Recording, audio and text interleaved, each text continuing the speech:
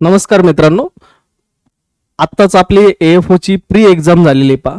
बऱ्याच जणांचं म्हणणं होतं की सर स्ट्रॅटेजी सेशन घ्या, त्याच्यानंतर आम्हाला इम्पॉर्टंट पॉइंट सांगा. परंतु आज जर आपण पाहिलं असेल, इथून पुढे जवळपास फक्त तुमच्याकडे 30 दिवस राहिलेले आहेत पहा.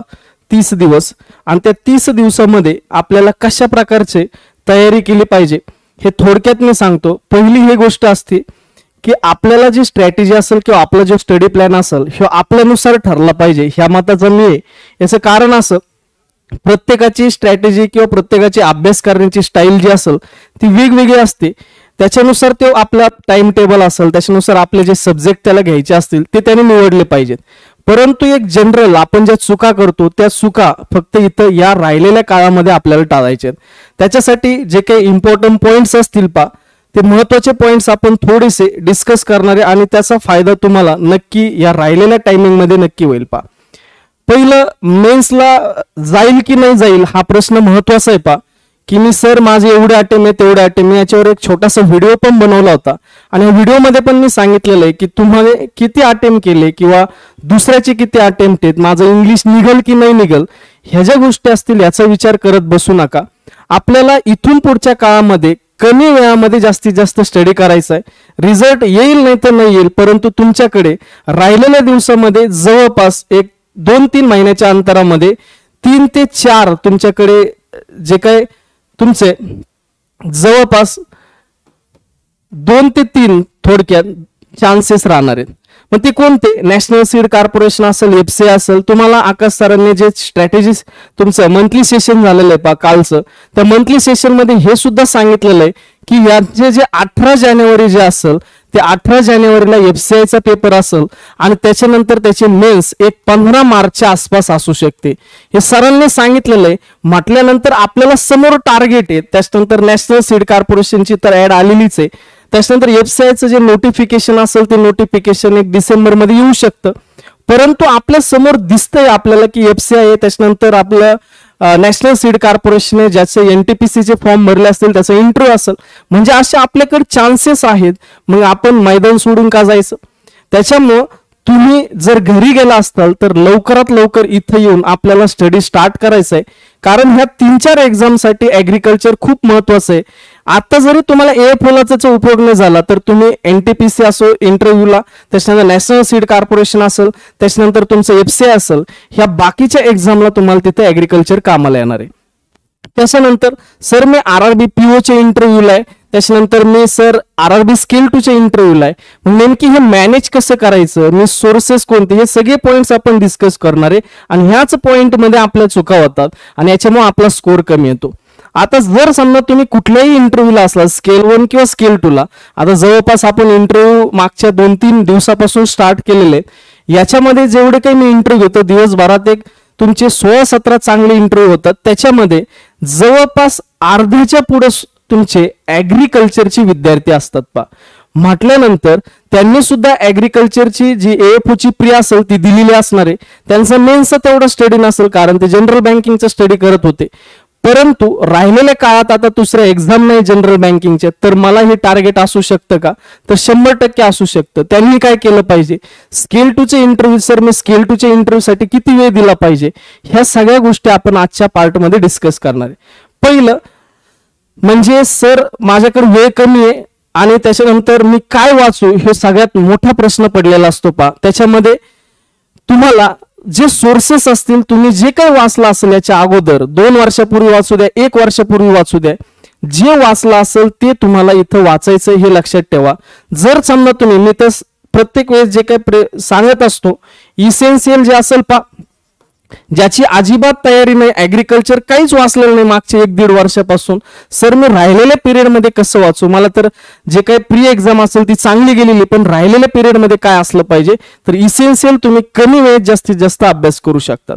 त्याच्यानंतर आपण आपल्या मुलांना म्हणजे संकल्पचे जे मुलं असतील, पेड मुलं, त्यांना आपण 2 सोर्स इसेन्शियल, त्याच्यानंतर IRI टॉपर्स आणि त्याच्यानंतर आपला सोर्स, असे आपण 3 सोर्स ठेवले होते. जर समजा तुम्ही या संकल्प व्यतिरिक्त असेल तर जर समजा तुमच्याकडे कुठल्याही प्रकारचं अगोदर वाचलेलं नसेल तर इसेन्शियल तुम्ही प्रेफर केलं पाहिजे, कारण IRI टॉपर्स वाचणं तेवढं सोपी गोष्ट नाहीये शेवटच्या एक 20-25 दिवसामध्ये, म्हणून तुम्ही इसेन्शियल वाचलं पाहिजे. त्याच्यानंतर सर मी ऍग्रिकल्चरचाच अभ्यास करतोय, मी जे सोर्स वापरले तेच कंटिन्यू ठेवले पाहिजे की दुसरे वाचले पाहिजे. तर एक लक्षात ठेवा, डाटा असं काही वेगळं नसणार आहे. ॲग्रोनॉमीची डेफिनेशन तुमच्या सोर्समध्ये दुसऱ्या सोर्समध्ये एकच असणार आहे. फक्त इथं प्रॉब्लेम काय होतो, मांडण्याच्या स्टाईल बदलतात. प्रत्येकाच्या भाषा वेगवेगळ्या असतील, त्याच्यानुसार त्यांनी मांडलेलं असते. परंतु होतं काय, आपण सारखे वेगवेगळे जर सोर्सेस चेंजेस करत राहिलो तर आपल्याला शेवट कन्फ्युजन जास्तीत जास्त होतं. म्हणून आपल्याला जे सोर्सेस असतील, भले तुम्ही कुठल्याही क्लासचे किंवा कुठल्याही नोट्स वापरत असताल, त्या नोट्स तुमच्या कंटिन्यू राहिल्या पाहिजे 14 डिसेंबर पर्यंत, नाही तर FCI पर्यंत. त्याच्यात बदल तुम्हाला करायचा नाहीये. हे सोर्सेसच्या बाबतीत झालं. त्याच्यानंतर मेजर मायनर सब्जेक्ट असतील किंवा करंट अफेअर्स असेल. बरेच जण मला विचारतात, सर आता एक थोडे दिवस राहिले, असं काहीतरी मला सांगा की एवढ्या कमी दिवसामध्ये कोणते तरी सिलेक्टेड सब्जेक्ट सांगा, तेवढे मी करतो आणि त्याच्यानंतर माझा स्कोर एक 40-45च्या दरम्यान. कधीच होणार नाही, हे लक्षात ठेवा. पहिली गोष्ट अशी की 1 महिन्यामध्ये तुम्हाला असं वाटत असेल की 1 महिन्याच्या अभ्यासाच्या याच्यावरती मी पोस्ट काढू शकतो, एखादा अर्धा मी सांगू शकतो की एखादा अर्धा असू शकतो, एक्सेप्शन असते. परंतु बऱ्याच जणांना प्रॉब्लेम येणार आहे, 1 महिन्यात पोस्ट काढणं ऍग्रिकल्चर एवढं सोपं नाहीये. त्याच्यामुळं लक्षात ठेवा, तुम्हाला minor, major plus current affairs हे सगळ्यांना बरोबर घेऊन जायचंय. मायनर मेजर कधीच करू नका. मेजर जे सब्जेक्ट असतील तुम्ही मागचे जर पेपर जर पाहिले असतील, ॲग्रोनॉमी असेल, त्याच्यानंतर तुमचा हॉर्टिकल्चर असेल, त्याच्यानंतर AHDS असेल, त्याच्यानंतर तुमचा दुसरा ते म्हणजेच तुमचं सॉइल सायन्स असेल, असे हे जे 4 विषय असतील हे 4 विषयाला जास्तीत जास्त भर दिला जातो. पण पाठीमाग फिशरी, त्याच्यानंतर तुमचं फॉरेस्ट्री, याच्यावरती क्वेश्चन्स आपल्याला दिसते. 5-5, 4-4, 3-3, 6-6 क्वेश्चन्स हे दोन्ही मिळून आपल्याला दिसलेले आहेत.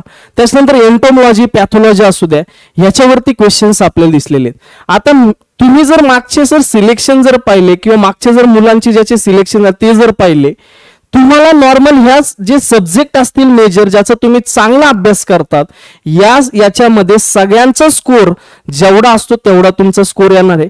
पण राहिलेलं जे सिलेक्शन देणारे जे मार्क्स असतात, ते सिलेक्शन देणारे मार्क तुमचे एंटोमॉलॉजी असू द्या, पॅथॉलॉजी असू द्या, फिशरी असू द्या, त्याच्यात फॉरेस्ट्री असू द्या, लॅग कल्चर, सेरिकल्चर असू द्या, पोल्ट्री असू द्या, अशा सब्जेक्ट मायनर सब्जेक्ट वरती तुमचं सिलेक्शन, इथं मार्क पुढे जाण्याची जी जबाबदारी असते यांच्यावर असते.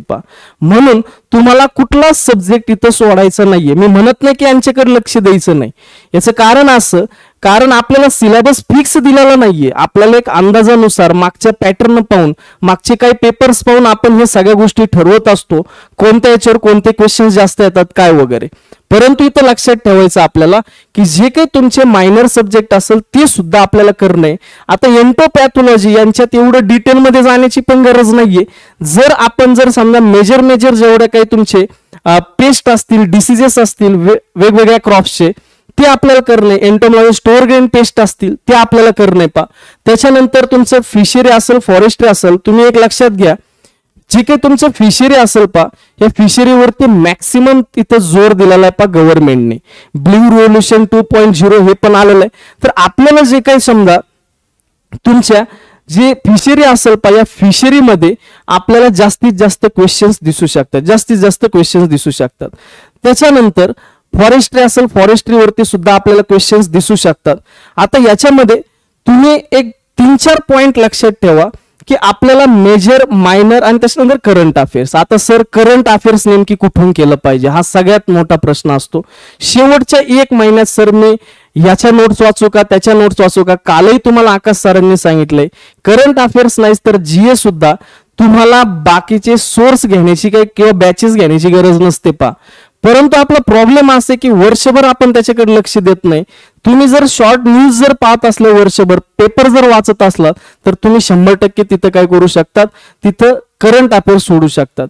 परंतु याच्यामध्ये जे की मी बऱ्याच वेळेस सांगत असतो, PIB न्यूज PIB न्यूज जे असतात ते ऑथेंटिक असतात, तुम्हाला तिथं कोणी चॅलेंज करू शकत नाही. तर इथं तुम्हाला जे काही न्यूज असतील त्या करणे. दुसरी महत्वाची गोष्ट, करंट अफेअर्स मध्ये जे काही तुमचं ठरलेलं असते की स्कीम असतात, फक्त नाबार्डचा पेपर पहा, RRBचा पेपर पहा, याच्यामध्ये तुम्हाला न्यूज सुद्धा दिसलेले आहेत आणि न्यूज बरोबर तुम्हाला स्कीम सुद्धा दिसलेल्या आहेत. म्हटल्यानंतर आपल्याला न्यूज पण करणे आणि स्कीम पण करणे पहा. म्हणजे करंट अफेअर जे असेल ते करंट अफेअर्स, भले तुम्ही कुठलाही सोर्स वापरत असाल करंट अफेअर्स मध्ये, त्याच्यामध्ये तुम्हाला न्यूज पण करणे आणि त्याच्यानंतर तुमचे जे काही स्कीम्स असतील त्या पण करणे. आता स्कीम्स मध्ये सुद्धा आपल्याला काय काय केलं पाहिजे, स्कीम मध्ये सुद्धा 4-5 पॉईंट जरी केले तुम्ही तर एक ठीकठाक लेवलचं तुम्ही अटेम्प्ट तिथं करंट अफेअर्स मध्ये ठेवू शकतात. कोणते पॉइंट्स केले पाहिजे सर नेमकी, तर याच्यामध्ये तुम्हाला लक्षात ठेवायचं इयर एक महत्वाचं आहे आणि त्याच्यात मॅक्सिमम कन्फ्युजन आपलं होतं पा. त्यातली त्यात 2015 ते 2019 पर्यंत आपलं जास्तीत जास्त कन्फ्युजन होतं पा. तिथल्या ज्या काही स्कीम्स असतील, गव्हर्नमेंट नुकतंच आलेलं होतं 2014ला नरेंद्र मोदी साहेबांचं, त्याच्यानंतर त्यांनी स्कीम भरपूर स्कीम आणलेल्या आहेत. त्या ज्या स्कीम्स असतील त्या स्कीमचे इयर आपल्याला लक्षात राहत नाही, ते इयर आपल्याला माहित असले पाहिजेत. त्याच्यानंतर तुमचे जे काही स्कीम्स असतील त्याचे लॉंग फॉर्म आणि शॉर्ट फॉर्म हे सुद्धा लक्षात ठेवा. नंतर तुमच्या मिनिस्ट्री असतील, पण मिनिस्ट्री अतिशय महत्वाचे आहेत कारण मिनिस्ट्रीवरती सुद्धा प्रश्न विचारतात. त्याच्यानंतर अलोकेशन सुद्धा महत्वाचे असतात. कोणत्या स्कीमला किती पैसे दिले तर ती आपल्याला महत्वाचे असते. त्याच्यानंतर त्यांचे एम किंवा टार्गेट जे असतील ते आपल्यासाठी महत्वाचे असतात पा. तर एवढे जे काही पॉइंट्स असतील ते पॉइंट्स तुम्ही व्यवस्थित जर पाहून घेतले तर गव्हर्नमेंट स्कीम मध्ये काहीच प्रॉब्लेम येत नाही. नंतर कन्सेप्टचा विषय पहा. बऱ्याच जणांना असं वाटतं की सर मी 10 वेळेस रीडिंग केली, त्याच्यानंतर 15 वेळेस रीडिंग केली, मी 2 वर्षापासून ते बुक वाचतो तरीही माझी AFO निघाना. याचं कारण असं असतं बाबा, तू फक्त वाचतच असतोय, तुला हे समजत नाही की नेमकी क्वेश्चन्स कुठून तयार होतात, कोणत्या कन्सेप्टवरती क्वेश्चन्स येतात, कन्सेप्ट आपले क्लिअर आहे की नाही. तुम्ही पहा मागचे जर क्वेश्चन्स जर पाहिले तर तुमच्या लक्षात येतं काही काही पॉइंट्स आहेत किंवा काही काही कन्सेप्ट असेल की ज्याच्यावरती क्वेश्चन्स निघतात. आता होतं काय, मी बऱ्याच वेळेस एक्झाम्पल देत असतो पहा, ज्यावेळेस काउन्सिलिंगला मुलं येतात त्यावेळेस. तर तुम्ही पहा मागच्या ह्याच वर्षीचा क्वेश्चन्स पहा, सॅन्डी सॉइल मध्ये सँड किती पर्सेंटेज. आता तुम्ही मला सांगा, तुम्हाला जर आता जर विचारलं तर 100% तुम्हाला ते प्रश्न येणार आहे. परंतु ऍक्च्युअल एक्झाम मध्ये बसल्यानंतर तो जो काही हॉल असतो त्या हॉलचं जे काही टेन्शन असेल ते तुम्हाला झेपत नाही. याचं कारण असं, प्रत्येकाला वाटत असतं AFO व्हायलाच पाहिजे, तर मी AFO झालंच पाहिजे, परंतु त्या AFOच्या नादामध्ये तुम्ही टेन्शन मध्ये येऊन चुकीचे अटेम्प्ट करतात किंवा तुम्ही चुकीच्या प्रश्नाला ऑप्शन व्यवस्थित पाहत नाही, त्याच्यामुळे तुमचे क्वेश्चनचं सिलेक्शन चुकलेलं असते. दुसरी एक महत्वाची गोष्ट अशी होती, मी बऱ्याच वेळेस सांगत असतो की ज्यावेळेस तुमचे कन्सेप्ट क्लिअर असते, तुम्ही पहा जे की ट्रान्सपिरेशन असेल त्यावेळेस इव्हॅपो ट्रान्सपिरेशन असेल, हे जे असतील तर हे कन्सेप्ट तुमचे क्लिअर आहेत. इव्हॅपो ट्रान्सपिरेशन मी विचारलं, ट्रान्सपिरेशन विचारलं, हे तुम्हाला 100% येणार आहे. परंतु त्यांनी विचारलं काय, अँटी ट्रान्सपरन्सचे एक्झाम्पल. आता अँटी ट्रान्सपरन्सचे एक्झाम्पल विचारले तर मग आपल्याला नेमकी प्रॉब्लेम तोच आहे की आपले कन्फ्युजन जास्तीत जास्त होते. तुम्हाला विचारलं ग्रोथ रिटार्डंटचं एक्झाम्पल, फील्ड फॉर्मिंगचं एक्झाम्पल, मग हे एक्झाम्पल विचारल्यानंतर आपले प्रॉब्लेम्स होते. मग क्वेश्चन्स अशाच ठिकाणी असतोय, जो क्वेश्चन सेटर असतो तो हे माहित असते त्याला की मुलगा चुकणार कुठे, कन्फ्युजन कुठं होणार आहे. ह्या सगळ्यात महत्वाच्या गोष्टी की क्वेश्चन्स कुठून तयार होऊ शकतो, आपण काय वाचलं पाहिजे, कोणता पार्ट स्किप केला पाहिजे, या गोष्टी या शेवटच्या काळामध्ये आपल्याला कळल्या पाहिजेत. त्याच्यानंतर जे काही मॉक टेस्ट असेल, सर मॉक टेस्ट द्यावं का, कोणत्या प्लॅटफॉर्मचे द्यावं, हे सगळ्यांचा महत्वाचा प्रश्न असतो. पहिली एक गोष्ट लक्षात ठेवा, प्रत्येक जण असं दाखवत असतो की मी सगळ्यांपेक्षा वेगळा आहे, त्याच्यामुळे क्वेश्चन्स असे टाकले जातात की ज्याचा कुठल्याही प्रकारचा संबंध नसतो. मग आपला मुलगा जो असेल त्याने मॉक दिल्यानंतर तो येतो, सर हे असे क्वेश्चन्स, ते सर सुद्धा कोण्यात जाईल, अशा प्रकारचे क्वेश्चन्स तिथे दिसतात पा. म्हणजेच आपल्याला क्वेश्चन सुद्धा असे असले पाहिजेत जे क्वेश्चन्स आपल्याला पेपरमध्ये येतात, विनाकारण कुठल्याही प्रकारचे आपल्याला क्वेश्चन्स त्याच्यामध्ये अटेम्प्ट करायचे नाहीयेत. त्याच्यामुळे मॉक टेस्ट जे असेल त्या रिलिव्हंट असल्या पाहिजे. तुम्ही पाठीमागच्या काही वर्षापासून जर क्वेश्चन पेपर जर अनालिसिस जर केलं तुम्ही, तर तुम्हाला एक गोष्ट लक्षात येईल की जे पेपरमध्ये क्वेश्चन्स असतात ते इझी असतात, परंतु ऑप्शन मध्ये आपला प्रॉब्लेम होतो. आपल्याला सगळ्या गोष्टी माहित असतात, परंतु घाई गडबडीमध्ये मी ते चुकलेलो असतो. दुसरं मॉक टेस्ट याच्यासाठी द्यायचं, मी तर म्हणाल दिवसाला एक मॉक टेस्ट द्या इथून पुढं. त्याचं अनालिसिस प्रॉपर त्या दिवशी झालं पाहिजे. त्याच्यामध्ये अनालिसिस करताना एक लक्षात ठेवा, फुल लेंथ तुमच्या दिसल्या पाहिजेत तिथं मॉक, आणि त्याच्यानंतर ते सोडवल्या पाहिजेत. मॉक देत असताना दिल्यानंतर त्याचं अनालिसिस करताना अनालिसिस दुसऱ्याने सांगण्यापेक्षा स्वतः अनालिसिस करा की मी कोणत्या पार्टमध्ये मी वीक आहे, कोणता सब्जेक्ट माझे क्वेश्चन्स चुकतायत. ह्या सगळ्यात महत्वाच्या गोष्टी असतात. कारण मी अनालिसिस किंवा दुसरे सांगण्याच्या याच्यामध्ये काही इंटरेस्ट किंवा याच्यामध्ये काही मजा नाहीये. याचं कारण असं, समजा तुम्ही चुकताय, तुम्हाला कळलं पाहिजे की माझं नेमकी प्रॉब्लेम काय होतोय, बरोबर आहे. याच्यामध्ये तुम्ही मागच्या ह्या वर्षीचा पेपर आता मी जवळपास 18 पासून पेपर देतो. मी तर 3 वेळेस तर दिलायच, फायनल सिलेक्शन घेतलं, पण मी स्क्राईब म्हणून पण गेलो, आणि स्क्राईब म्हणून गेल्यानंतर सुद्धा फेल नाहीये, हे लक्षात ठेवा. स्क्राईब म्हणून पण गेलोय. त्याच्यामध्ये तुम्ही एक पाहिल्यानंतर क्वेश्चन्स आपल्याला समजते. पाठीमागच्या काही 2-3 वर्षापूर्वी 2-3 लाईनचे क्वेश्चन्स आपल्याला दिले दिसतात. 2-3 लाईनचे क्वेश्चन, ज्या वेळेस आपल्याला क्वेश्चन 2 ते 3 लाईन मध्ये असतो, त्यावेळेस आपल्याला कुठेतरी ऑप्शन मध्ये आपल्याला 3 लाईन मध्ये हिंट बसते, आणि त्याच्यामुळे आपण तिथं क्लिअरपणे आपल्याला एक ऑप्शन टिक करता येतो. थोडासा विचार केल्यानंतर, जरी आपल्याला ते येत नसेल तरी पण कधी कधी काय होतं, आपल्याला वाचण्यामध्ये आणि गडबड जास्त असते. याच्यामुळे प्रॉब्लेम असा होतो, वरती एक दिलेला असते, खाली एक दिलेला असते, मध्ये प्रश्न विचारलेला असतोय, आपण वरचा आणि खालचे जे काही लाईन असतील त्याच्यावरून आपण तिथं उत्तर टिक करतो, आणि याच्यामुळे आपले मार्क गेलेले असतात. आणि मग आपण म्हणतो, सर मी तर सगळं वाचलं होतं, मला सगळं येत होतं, पण ही सिली मिस्टेक झाली. ही का झाली? कारण क्वेश्चन्स व्यवस्थित वाचले नाही. पण तसा जर या वर्षीचा जर पेपर जर पाहिला, म्हणजे आत्ताचा जो झालेला पेपर असेल, याच्यामध्ये 1 लाइनर क्वेश्चन्स तुम्हाला दिसले, आणि या 1 लाइनर क्वेश्चन्स मध्ये कुठल्याही प्रकारची हिंट बसत नाही. तुम्हाला परफेक्टनेस महत्वाचा असतो, तुम्ही तिथं कुठल्याही प्रकारची रिस्क घेऊ शकत नाही. तर हे 2 पॉइंट अतिशय महत्वाचे आहेत. मॉक देत असताना लक्षात ठेवायचं की मी जे प्रश्न मला व्यवस्थित येतात, माहिती सगळ्या गोष्टी, त्या मी पहिले सोडवून घेईल. सोडवल्यानंतर स्टार्टिंगचं तुम्ही सुरुवात केली, एक रीडिंग मारतात, मारल्यानंतर पुन्हा दुसऱ्या रीडिंग वर येतात, आणि त्याच्यानंतर ते पुन्हा आन्सर चेंज करतात. नाही सर ए नसेल, बी असेल, सी असेल, डी असेल, असं तुम्ही उत्तर चेंज करतात, आणि तिथे तुम्ही चुकलेले असतात. हे अनुभव सगळ्याला आले असतील. हे फक्त माझेच अनुभव नाही, तुमचे पण आहे. त्याच्यामुळे स्टार्टिंगची जी रीडिंग असेल ती रीडिंग अतिशय व्यवस्थित असली पाहिजे. त्याच्यात जे क्वेश्चन सोडलेत, क्वेश्चन सोडत असताना तुम्हाला माहिती की एखाद्या क्वेश्चन मध्ये 70-30 किंवा 80-20 असं कन्फ्युजन असेल, त्याला मी मार्क रिव्ह्यू करून ठेवल, आणि ज्यावेळेस मी सेकंड रीडिंगला येईल त्यावेळेस मी डायरेक्ट त्या क्वेश्चन्स वर असेल, मी सेव्ह नेक्स्ट करत मी तिथं जाणार नाही. कारण तुम्ही एक हिशोब करा, 45 मिनिटं तुमच्या हातात आहे. सेव्ह नेक्स्ट करण्यामध्ये कमीत कमी 1 मिनिट जात असेल. 2 ते 3 वेळेस आपण ज्यावेळेस रीडिंग करतो, एका मिनिटात ऍग्रिकल्चरचे कमीत कमी 3 ते 4 क्वेश्चन्स तुम्ही सोडू शकतात. 3 ते 4 क्वेश्चन्स सोडू शकतात. मग मला सांगा, तो जो वेळ असेल तो आपल्यासाठी खूप महत्वाचा असेल. तो खूप महत्वाचा असेल. त्याच्यामुळं एक लक्षात ठेवायचं की मी सोडवत असताना एकदम शांत माइंड ठेवून पहिली रीडिंग मारल्यानंतर मी क्वेश्चन्स व्यवस्थित पाहून ऑप्शन व्यवस्थित टिक करणार आहे. सेकंड रीडिंगला जे मार्क रिव्ह्यू फक्त क्वांट रिझनिंगलाच करायचे नसते, ऍग्रिकल्चरला सुद्धा करायचे असते, पण आपण तिथं डोकं लावत नाही. त्याच्यामुळे होतं काय, आपल्याला क्वेश्चन बदललेले दिसतात, आन्सर बदल.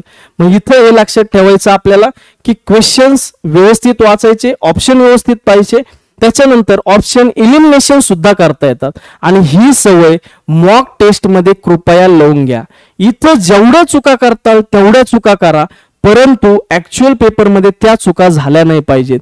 सिली मिस्टेक मग तुम्ही सांगा, मागच्या वर्षीच म्हणजे या वर्षीचा जर पेपर जर पाहिला, तुम्ही सहज 40-42 प्लस जात होतात, परंतु तुमचे पेपर झाल्यानंतर लगेच तुम्हाला अनालिसिस कोणास तरी तुम्ही पाहिलं आणि लगेच तुमचे 10 ते 12 मार्क रिड्यूस झालेले दिसले. हे का झाले?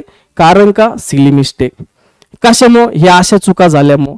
ह्या ज्या गोष्टी असतील ह्या कृपया मॉक मध्ये तुम्ही चुका करा, त्याच्यातून थोडंसं शिका, आणि त्याच्यानंतर ऍक्च्युअल पेपरला ती चूक करू नका. मार्क्स तिथं जास्त करून रिड्यूस होण्याचे चान्सेस असतात. हे झालं मॉक टेस्ट आणि त्याचा अनालिसिस कशा प्रकारे केलं पाहिजे. दुसरं अनालिसिस करताना पहा, अजून एक गोष्ट लक्षात ठेवा, तुम्हाला मॉक टेस्ट देताना पहा, आता मी मॉक टेस्ट स्वतः बनवल्यात, उद्या लॉन्च होतील पहा आपल्या मॉक टेस्ट. हे मॉक टेस्ट बनवताना माझं पूर्ण जेवढा काही एक्सपिरियन्स असेल त्या एक्सपिरियन्स वरून सगळ्या स्वतः मॉक टेस्ट बनवलेले आहेत. तुम्ही त्या मॉक टेस्ट पाहू शकतात. मॉक टेस्ट पाहिल्यानंतर लक्षात येईल की तुमचे कशा प्रकारे मॉक टेस्ट आहे. दुसरी महत्वाची गोष्ट, मॉक टेस्ट मध्ये प्रत्येक जे काही सब्जेक्ट असेल त्याचं वेटेज मी ठेवलेलं आहे. याचं कारण असं, कारण तुम्हाला एखादे पार्ट स्किप करून चालत नाही. परंतु त्याच्यामध्ये एक लक्षात ठेवा, मला जर समजा 10 टेस्ट काढायचे आहेत, ऍग्रिकल्चर एवढा मोठा सगळा विषय आहे, त्याच्यात ते विषय सगळ्यांचे क्वेश्चन्स लाईन टू लाईन मी काढू शकत नाहीये. परंतु जर समजा एखादा पॉइंट असेल, त्या पॉइंटवर जर क्वेश्चन्स मी जर काढला, समजा मी आता एक्झाम्पल दिलं अँटी ट्रान्सपरंटचं, आता याचे एक्झाम्पल वरती क्वेश्चन्स आला, जर समजा मी फिल्म फॉर्मिंग वरती क्वेश्चन्स विचारला, तर तुमचं काम आहे की मी ग्रोथ रिटार्डंटचं सुद्धा एक्झाम्पल पाहू शकतो. का? कारण हे एक्झाम्पल पाहिल्याशिवाय तुम्हाला बाकीचे गोष्टी कळणार नाही. तुम्ही फक्त एकाच क्वेश्चनवर डिपेंड नका राहू. जसं की तुम्ही पाठीमागच्या काही वर्षापासून तुम्ही वाचत आला असताल, त्याच्यामध्ये तुम्ही एचडीएचचं एक्झाम्पल घेऊया. तिथं आपल्याला जे टर्मिनॉलॉजीचा चार्ट असेल त्याच्यामध्ये आपल्याला मॅक्सिमम क्वेश्चन्स आलेले दिसतात. 1-2 तरी क्वेश्चन्स असतात. पण मला सांगा, आपण टपिंग असेल, त्याच्यानंतर तुमचं ड असेल, यू असेल, अशा टर्म सुद्धा चुकलो रे आपण. ह्याचं कारण काय? याचं कारण असं, वाचताना खूप सोपं वाटतंय, पण एक लक्षात ठेवा, वाचताना सोपं वाटल्यानंतर ते ऍक्च्युअल एक्झाम मध्ये बरोबरच येईल असं नाहीये. कुठलीच गोष्ट लाईटली घेऊ नका. मी प्रत्येक माझे पेड असो किंवा बाहेरचं असो काउन्सिलिंगला आलं, प्रत्येक जणांना सांगतो, भला बाबा तू इथं अभ्यासाला आलाय तर कुठलीच गोष्ट लाईटली ना, इंटरव्ह्यू घेऊ नको, ना प्री ना मेन्स. तो प्रत्येक गोष्टी सिरियस राहा, कारण ही कॉम्पिटेटिव्ह एक्झाम आहे. इथं कोणीही कुठल्याही प्रकारची मदत तुम्हाला ऍक्च्युअल एक्झाम मध्ये किंवा तुमच्या इंटरव्ह्यूच्या पार्ट मध्ये करणार नाही. स्वतःलाच फेस करणे. त्याच्यामुळे या छोट्या छोट्या चुका आपल्याला करायच्या नाहीयेत. हे झालं अनालिसिस, की सगळे पॉइंट ऑफ व्ह्यू आपण त्या प्रश्नाकडे किंवा त्याच्या रिलेटेड सगळी माहिती आपण घेतली पाहिजे. याने होईल काय, तुम्हाला मॅक्सिमम तिथे क्वेश्चन्स तयार झालेले दिसतील. त्याच्यानंतर पुढे आल्यानंतर ते म्हणजे करंट अफेअर्स. आता मी बोलले. त्याच्यानंतर FCI, national seed corporation of India. तुम्ही सांगा, जर समजा तुझा रिझल्ट येईल न येईल, दुर्दैवाने तसं होऊ नये कोणाच्या बाबतीत, पण रिझल्ट जर गेला तर तुमच्या समोर टार्गेट आहे ना, एफसीआय, नॅशनल सीड कॉर्पोरेशन आहे. अरे बाबा, गव्हर्नमेंट जॉब आहेत की गव्हर्नमेंट जॉब आपल्याला कुठला तरी एकदा हातात घ्या, त्याच्यानंतर तुम्ही ठरवा की मला करायचं की नाही करायचं. पण अगोदरच सर मला नॅशनल सीड कॉर्पोरेशन मध्ये पेमेंट कमी, मी सांगतोय बाबा तू काढून नको ना, तू जॉबला लागून नाखो, मग तुला पकडायचं नाही पकडायचं ती पुढची गोष्ट राहिली. पेमेंट कमी आहे सर, मग सेंटरच इथं नाही, मग ते फॉर्मच कसं भरून हे करू, ह्या गोष्टी महत्वाच्या नसत्यात. इथं महत्वाचं असते पहिल्यांदा कुठली ना कुठली तरी पोस्ट हातात घ्या. आज आपलं वय जर 26-27 असेल तर कमीत कमी हे फॉर्म तरी भरा बाबांनो, कमीत कमी फॉर्म तरी भरा. पेपरला जा, पेपर सोपे असतात, तुम्ही इझिली होऊ शकतात. एफसीआय चांगला जॉब आहे, नॅशनल सीड कॉर्पोरेशन सुद्धा जॉब चांगला आहे. आणि ह्याच्यात लागल्यानंतर तुम्हाला काय पुढचं प्रिपरेशन करायचं ते करा, पण सध्या जॉब महत्वाचा आहे. जॉब मध्ये फक्त एकाच्याच मागे लागून उपयोग नसतो, हे लक्षात ठेवा. फक्त मला सर ए पोच व्हायचं 5 वर्ष इथंच आहे, याचा उपयोग नाही. तुम्हाला ह्या प्रिपरेशन, ह्या अभ्यासामध्ये तुम्ही मला सांगा, क्वांट, रिझनिंग, इंग्लिश हे तर पार्ट तुम्ही केलेला आहे, ऍग्रिकल्चरचा पार्ट केलाय, राहतो कोटना, बॉटनी आणि झू, आणि त्याच्यानंतर जीएस. तर याच्यासाठी तुम्ही एनसीईआरटीचे बुक वाचा. एनसीईआरटीचे बुक वाचल्यानंतर हे सुद्धा होईल. तुमचा रिझल्ट जर समजा एफचा गेलाच तर याच्या पुढे एफसीआयची बिंदास तयारी करा. 1.5 महिना तुमच्या हातात, हे तुमची तयारी ह्या बुक्स मधून होऊ शकते. तर ह्या ज्या गोष्टी असेल ह्या कृपया घरी न जाता किंवा गेल्या असतील तर कृपया इथे येऊन अभ्यास करा. कारण सिलेक्शन गेल्यानंतर खूप मोठे प्रॉब्लेम्स होतात. तर आपल्याला ते टाळायचे असतील तर हे तुमच्या समोर टार्गेट आहे, ते टार्गेट इझिली तुम्ही अचीव्ह करू शकतात. दुसरं महत्वाची गोष्ट, सर मी आरआरबी स्केल 1 ला आणि स्केल 2 ला इंटरव्ह्यूला, याच्यापैकी कोणत्या तरी. सर मग मी इंटरव्ह्यूची तयारी करतो. अरे बाबा, इंटरव्ह्यूला काय विचारतील काय नाही हे फिक्स नसतंय. इंटरव्ह्यू देत असताना एक लक्षात ठेवायचं, याचे प्रिपरेशन तुम्ही 2-2.5 तास जरी केलं, मॅक्सिमम 2-2.5 तास दिवसभरातलं सफिशियंट आहे. भला तुमचा पहिला इंटरव्ह्यू असू द्या, नाही तर तुम्ही खूप नवीन, तुम्हाला काहीच येत नसू द्या, 2-2.5 तास प्रिपरेशन करा. क्वेश्चन्स काढा, बँकिंग अवेअरनेस, करंट अफेअर्सचे क्वेश्चन्स काढा. त्याच्यानंतर तुम्हाला मी सांगितलेलं आहे की 5-6 क्वेश्चन तुमचे फिक्स असते, त्याच्या रिलेटेड क्वेश्चन्स येत चालतात. तेवढी तयारी केली तर तुम्ही राहिलेल्या वेळामध्ये तुमचे जे पुढचे टार्गेट असतील म्हणजे AFO मेन्स असेल ते टार्गेट ठेवून ऍग्रिकल्चरचा अभ्यास करा. बरोबर. तर ह्या स्केल 1 आणि स्केल 2 चा इंटरव्ह्यूचं टेन्शन घ्यायचं नाही. आपल्याला अभ्यास जो असेल तो अभ्यास ऍग्रिकल्चरचा करायचा. दुसरी महत्वाची गोष्ट, 2-1 तास जरी समजा तुम्ही या इंटरव्ह्यूला दिले तर सफिशियंट आहे. जर काही अडचण आली तुम्हाला इंटरव्ह्यूची, तुम्ही जर ऍग्रिकल्चरचे असेल, भले कुठल्याही क्लासच्या असू द्या, कुठल्याही इंटरव्ह्यूच्या बाबतीत तुम्हाला माहिती आहे आजपर्यंत कुठलाही इंटरव्ह्यू मी जवळपास जेवढे झाले असेल कधी क्लास विचारला नाही, कधी कुठली गोष्ट विचारली. तुम्ही बिंदासपणे माझ्याकडे येऊ शकतात, बिंदास. मग ते POचा असू द्या, त्याच्यानंतर तुमचा स्केल 2 चा इंटरव्ह्यू असू द्या, कुठल्या ऍग्रीचा स्टुडंट असेल तर तुम्हाला अडचण असेल तर बिंदासपणे माझ्याशी कॉन्टॅक्ट करू शकतात. नंतर NTPCचा सुद्धा तुम्हाला चान्स आहे, तर तो इंटरव्ह्यू असू शकतो डायरेक्ट पुढच्या डिसेंबर मध्ये पहिल्या आठवड्यामध्ये येऊ शकतो. तर तिथं इंटरव्ह्यू असेल तर इंटरव्ह्यू जर त्यांनी पेपर ठेवला तर पेपरला तुम्हाला जावं लागेल. त्याच्यानंतर डिसेंबर टू एप्रिल हा जो पिरियड असतो, सर मी घरी जातो, सर मला जनरल बँकिंगला शिफ्ट व्हायचंय. हो ना बाबा, जनरल बँकिंगला शिफ्ट हो, काहीच प्रॉब्लेम नाही, उलट चांगली गोष्ट आहे. पण जनरल बँकिंगला शिफ्ट होत असताना तू घरी जाऊ नको ना. घरी गेल्यानंतर तुझा अभ्यास होणार आहे का? नाही होणार. डिसेंबर टू एप्रिल जे असेल त्या डिसेंबर टू एप्रिल या पिरियड मध्ये कुठल्या एक्झाम नसतात. या पिरियड मध्ये तुम्ही जेवढी मेहनत घेताल त्याचा फायदा तुम्हाला RRBचा पहिला पेपर असतो वर्षामधला, त्याच्यात तुम्हाला झालेला दिसेल. कित्येक माझ्या बरोबरचे पोरं पाहिलेत मी, जे की ऍग्रिकॉस असून डिसेंबर एप्रिल कोरोना सुद्धा इथं थांबले होते आणि इथं थांबून अभ्यास करून ते RRB PO झालेत. बँक ऑफ इंडिया असेल अशामध्ये ते लागलेले दिसतील. म्हणजेच आपण या पिरियड मध्ये सगळेजण रेस्ट करत असतात. आपण जर इथं जर मेहनत घेतली तर 100% तुम्ही काय करू शकतात, जून जुलै मधल्या एक्झाम क्रॅक करू शकतात. तर ह्या सगळ्या गोष्टी होत्या तुमच्या, कशा प्रकारे आपल्याला जायचं, कशा प्रकारे आता जे काही पेड मुलं असतील त्यांचा एक योग्य प्रकारचा मॅप बनवलेला आहे. सर युट्यूबवर ह्या सगळ्या गोष्टी तुम्ही येत नाही असं तसं, कारण पेड मुलंच एवढे आहेत की त्यांच्यावर मेहनत घेण्यासाठी इथं वेळ पुरत नाही. जवळपास सकाळी 6ला लेक्चर्स आपले स्टार्ट होतात या सगळ्या गोष्टीमुळे. परंतु जे काही तुमचं शेड्यूल तर तुम्ही स्वतः बनवा, तुम्हाला जसं सूट होईल तशा प्रकारे शेड्यूल बनवा. दुसऱ्याने बनवून द्यायची गरज लागत नाही. तुम्हाला माहिती मला सकाळी अभ्यास करायला जमत नाही, तर मला रात्री उशिरापर्यंत अभ्यास करायला जमतं, तर रात्रीचा शेड्यूल तुम्ही बनवून घ्या, सकाळच्या मध्ये तुम्ही वेळेमध्ये झोपू शकतात. आपल्या बॉडीला जसं सूट होईल तशा प्रकारे आपलं टाइम टेबल बनलं पाहिजे. जवळपास तुमचे 24 तास असते, त्याच्यामधले कमीत कमी निम्मा वेळ तरी सध्या तुम्ही ऍग्रिकल्चरसाठी व्यवस्थितपणे दिला पाहिजे असं माझं मत आहे. फुल फोकसने अभ्यास करा. रिझल्ट येईल नाही येईल याचा विचार अजिबात करू नका. बिंदासपणे पॉझिटिव्ह राहून कोणाचं ऐकायचं नाही, काहीच ऐकायचं नाही. जे सांगत असेल त्याला सांगायचं की तो सांगत असेल की 2-3 वर्षापासून तू इथंच आहे, तो सांगत असेल की नेमके असं होतं तसं होतं एवढं, त्याला म्हणायचं तू एवढ्या दिवस इथं का राहिला याचं कारण पहिलं सांग. याच्यामुळं हे लक्षात ठेवा की बाकीच्यांच्या वरती ज्याचं ओपिनियन असेल ऐकायचं सोडून द्यायचं, त्याच्याशी वाद घालत बसायचं नाही, एवढं तेवढं चर्चा करत बसायचं नाही. आपल्याला जे करायचं ते आपण ठरवायचं, आपलं एक शेड्यूल बनवायचं व्यवस्थितपणे सकाळपासून ते रात्रीपर्यंत.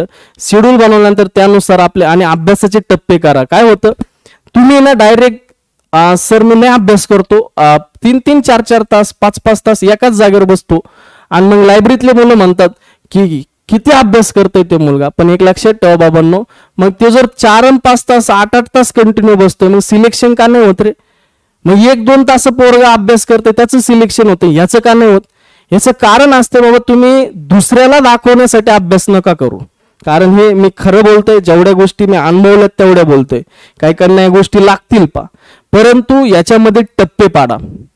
तुम्ही 10-12 घंटे जर अभ्यास करत असाल तर टप्पे पाडा. 2-2 तासाचे स्लॉट तयार करा आणि त्याच्यानुसार अभ्यास सुरू करा.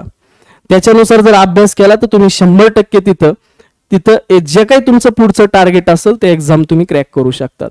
तर हे सगळ्या गोष्टी होत्या. स्ट्रॅटेजी सांगण्याऐवजी तुम्ही कशा पद्धतीने गेले पाहिजेत ह्या गोष्टी मी तुमच्या समोर ठेवल्यात. तुम्हाला ह्याच्यातून बऱ्याचशा पॉझिटिव्ह गोष्टी भेटल्या असतील आणि त्याच्यानंतर कुठल्याही प्रकारची चर्चा न करता आता अभ्यासाला लागायचंय. 14 डिसेंबर म्हणजे 13 डिसेंबर पर्यंत आपल्याला व्यवस्थितपणे आपल्याला अभ्यास करायचा आहे. स्ट्रॅटेजी ठरवून तुमच्यानुसार स्वतःनुसार टाइम टेबल बनवून व्यवस्थितपणे तुम्ही शेड्यूल बनवून तिथं एक्झामला जायचंय पा. दुसरं, टेन्शन अजिबात घ्यायचं नाही. आपल्याला जिंदगीत AFO म्हणजे सगळं काही असं नाहीये. आपण सगळे 100% द्यायचे. आपल्याला खंत नाही राहिली पाहिजे शेवटपर्यंत की मी हे केलेलं नाहीये. पण हे सगळ्या गोष्टी याच्यासाठी जिंदगी असं नाही. तुम्ही तुमचे 100% द्या, 100% यश आपल्याला भेटतंय. फक्त कुठं आपण कमी पडायला नकोय. आपली बाजू आपण व्यवस्थित जर ठेवली तर 100% यश भेटतं पा. ठीक आहे. तर एवढ्याच गोष्टी तुमच्यापर्यंत पोहोचायच्या होत्या. ह्याच्यातून पॉझिटिव्ह गोष्टी तुमच्यापर्यंत पोहोचल्या असतील आणि तुम्हाला अभ्यासासाठी तसेच मेन्स एक्झामसाठी माझ्यातर्फे बेस्ट लक. व्यवस्थित अभ्यास करा. धन्यवाद. थँक्यू.